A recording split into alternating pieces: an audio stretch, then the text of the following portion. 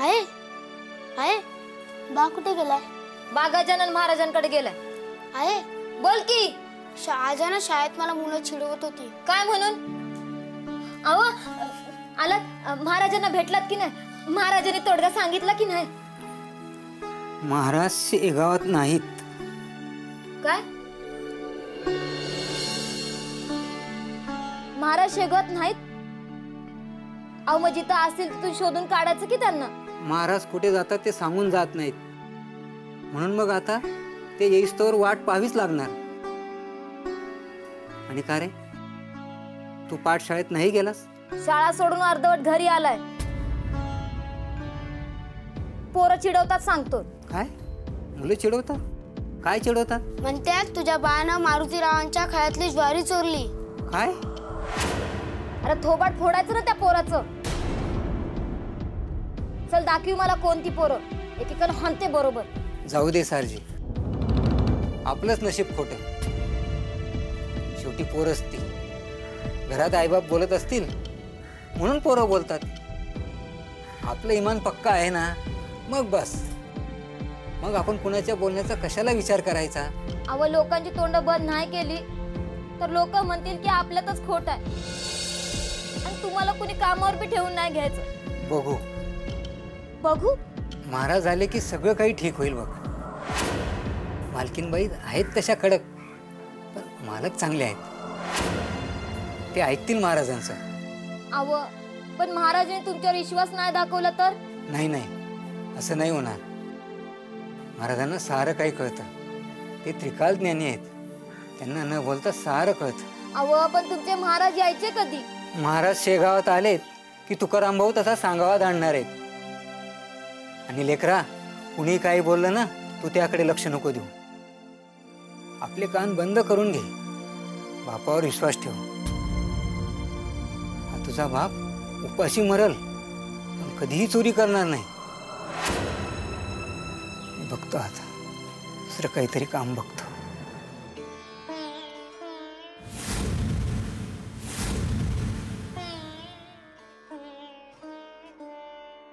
काय तुकाराम भाऊ, कामं आटपून निवांत बसला आहात? कामं आटपून शरीराला विश्रांती देता येते, पण मेंदूला विश्रांती देणं आपल्या हाती नसतं. तो सतत कोणता ना कोणता विचार करतच असतो. तुमच्या डोक्यात कोणता विचार घोळतोय? तुम्ही तिमाजीला ओळखता? मालक सांगतील ती कामं करायची याची तयारी असते. कामं करण्यासाठी याला दिवस सुद्धा अपुरा पडतो.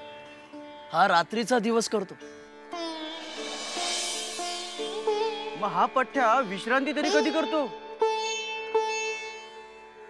विश्रांती, या विश्रांतीनेच घात केलाय त्याचा. तो कसा? मारुती पंताने त्याला रात्रीच्या वेळी खळ्यावर राखण करण्यासाठी पाठवलं होतं. बिचारा दिवसभराच्या कामामुळे दमला होता. तो खळ्यावर बसला असताना त्याला झोप आली. खळ्यात गाढवं शिरली आणि त्यांनी ज्वारीत तोंड खुपसली. मारुती पंतांनी त्याला कामावरून कमी केलं.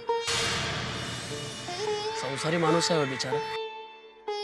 त्याच्या हे एका चुकीची चर्चा जर गावभर पसरली तर त्याला कामावर कोण ठेवेल?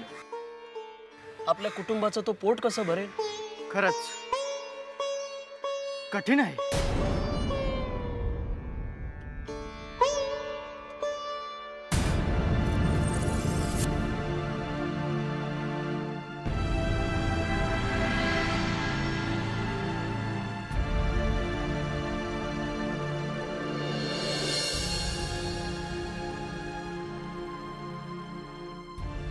मठात जाऊनही महाराजांची भेट झाली नाही, हे काही चांगलं झालं नाही. महाराजांची भेट झाली असती म्हणजे काय तो निकाल आत्ताच लागला असता.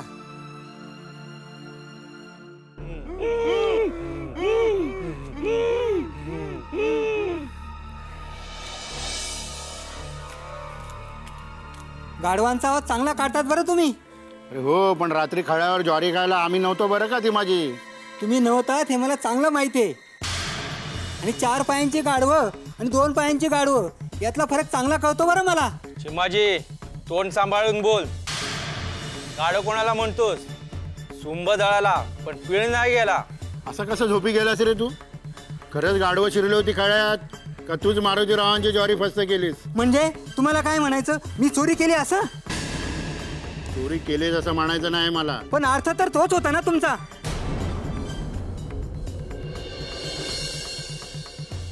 गजानन महाराजांचा भक्त आहे म्हटलं मी. ज्या दिवशी माझ्या मनात चोरी करण्याचे विचार येतील ना, त्या दिवशी हातपाय झडून जातील माझे.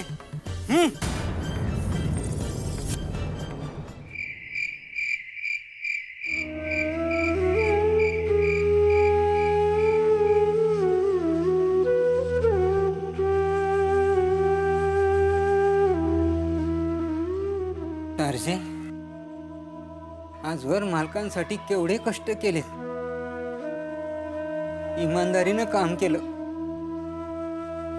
पण एका रात्रीत सगळं वाया गेलं बघ. तुम्हाला राखणीसाठी खळ्यावर जायची काय बी जरुरी नव्हती. तुम्ही सांगावा धाडायला हवा होता की तुम्ही दमला आहात म्हणून रात्रभर जागरण होणार नाही. अहो, मालकाकडे काय गडी माणसाची कमी नाही. कुणाला तरी धाडला असतं त्याने खळ्यावर. मालकांपुढे बोलायची टाप नाही माझी. आणि मला काय माहित ती मला झोप लागल म्हणून. आता मालक काय तुम्हाला कामावर ठेवून घेणार नाही. दुसरं काम शोधायला हवं. तो तर प्रयत्न करतोच आहे ग मी, पण अजून कुठं काही जमून नाही राहिलं. काय जमून नाही राहिलं? अगं, मारुतीरावांच्या खळ्यात राखणीला असताना मला झोप लागली. खळ्यात गाढवं शिरली, ज्वारी खाऊन फस्त केली, अशी खबर साऱ्या गावात पसरली आहे. त्यामुळे कोणीही मला विश्वासानं काम द्यायला तयार नाही. अरे देवा, अहो आता काय करायचं?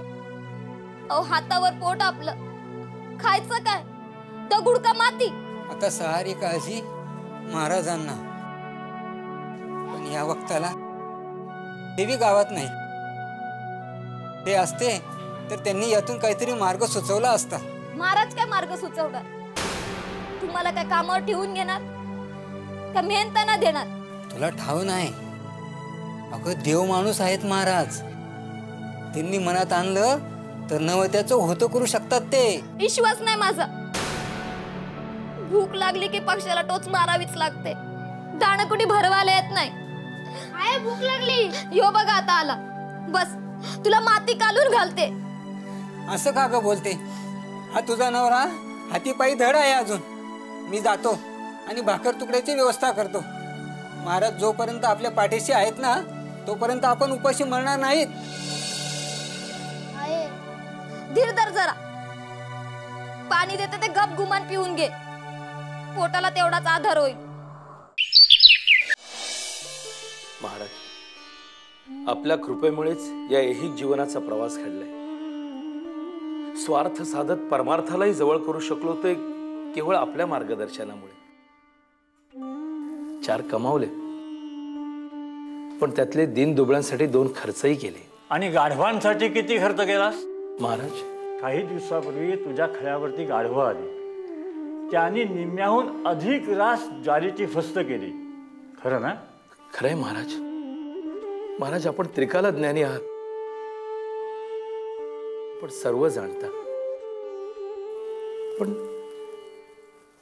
रास फस्त झाली खरंय, पण त्यात दोष गाढवांचा नाहीये महाराज, तर तिमाजी नामक माझ्या एका नोकराचा आहे. तो राखणीसाठी गेल्यावर गाफील राहिला महाराज. दाराडू झोपला होता आणि म्हणून गाढवं खळ्यात शिरली. महाराज, महाराज, महाराज. ये तिमाजी, तुझा मालक तुझी स्तुती करतोय. महाराज, त्या दिवशी माझी चूक झाली हे अगदी खरं आहे. पण त्या दिवशी मी खूप थकलो होतो. मालकांच्या कामासाठी दिवसभर वणवण फिरत होतो. आणि त्यात आणखी यांनी पुन्हा खळ्यावरील ज्वारीची रास सांभाळण्यासाठी रात्रीची जबाबदारी माझ्यावर सोपवली.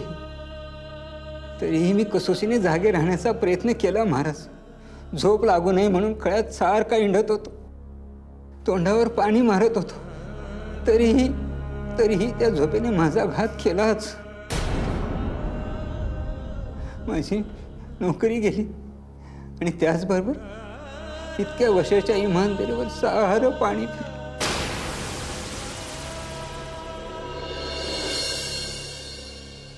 आणि आज नोकरी गेल्यापासून माझी बायको, माझा मुलगा घरात उपाशी आहे. तो महाराज,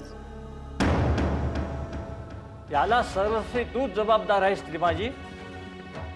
तुझं कर्म जबाबदार आहे. महाराज, तू बेईमान नाहीस हे जाणतो आम्ही, पण एका गरीब आईचे शाप तुला भोवत आहेत. तिच्या मुलीच्या तोंडचा घास तू हिसकावून घेतलास म्हणून तिच्यावर उपासमारीची वेळ आली. महाराज, अहो हे तुम्ही कुणाविषयी बोलता? मी काहीही समजलो नाही. तानी,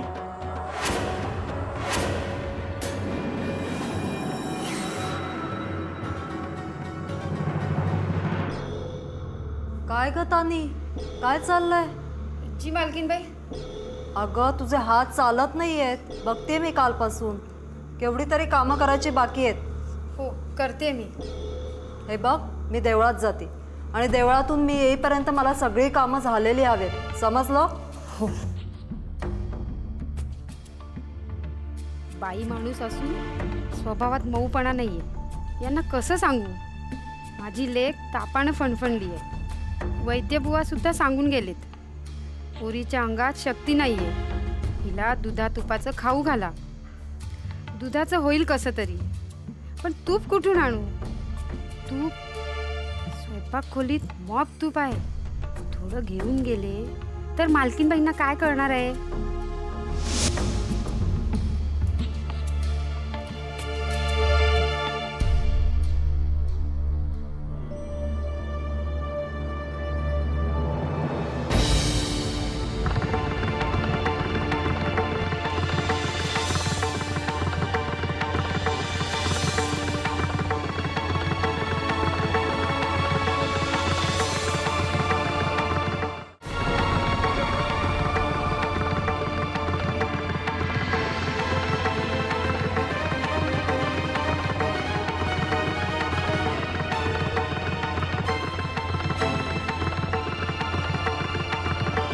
थांब.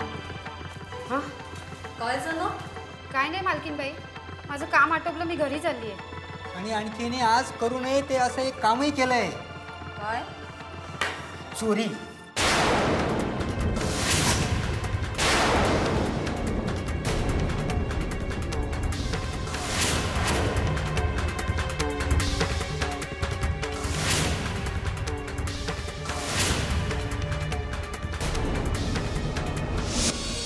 तर मग असं झालं, सीमाजीने चुगली केली आणि तुम्ही तानीला कामावरून कमी केलं.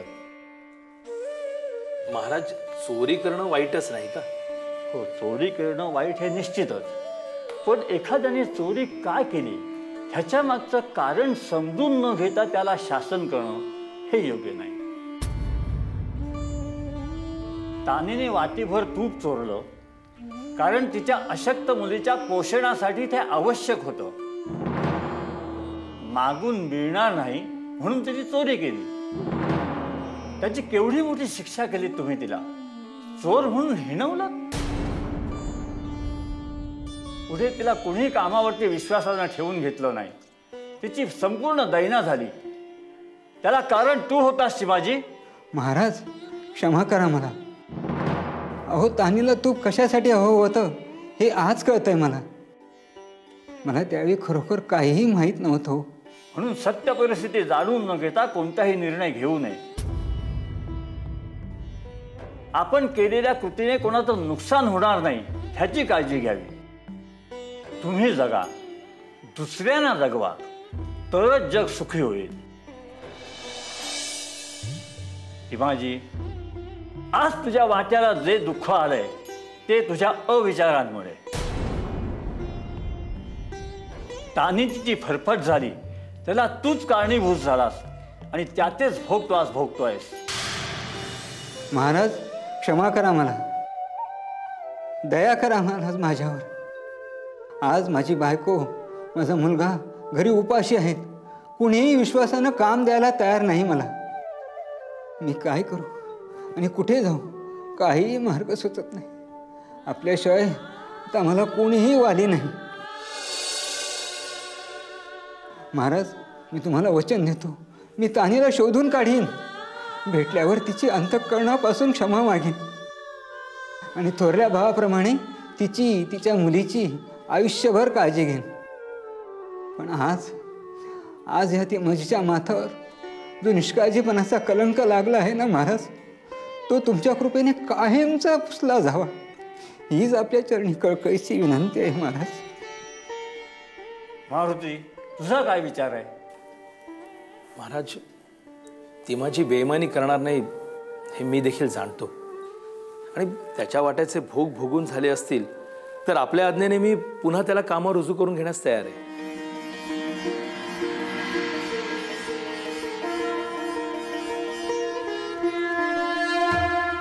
गण गण गणात बोते, गण गण गणात बोते, गण गण गणात बोते, गण गण गणात बोते.